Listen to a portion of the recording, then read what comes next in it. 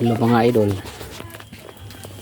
nagluto ako ng kanin para sa ipakain sa mga bata sa simbahan ngayon dahil may Bible study doon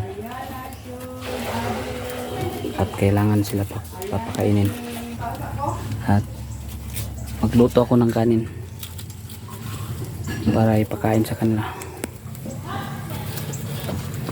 So yan, 10 kilo aking lulutuin mga idol.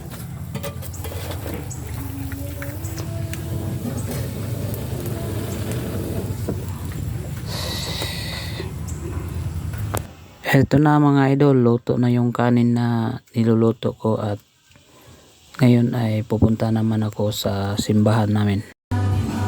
So yun, after 30 minutes mga idol ay pwede nang papakainin yung mga bata ngayon at ito ready na ang mga pagkain para sa kanila at naghintay na lang sa mga bata na lumalabas.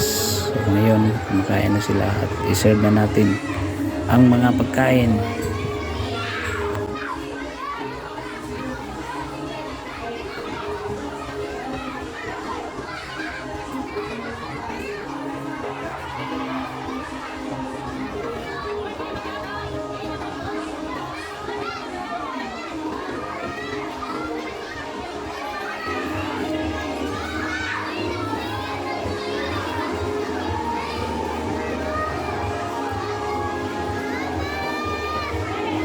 So ayan mga idol, salamat sa panonood ng aking video at sana mag-follow kayo at mag-share sa aking video at salamat mga idol.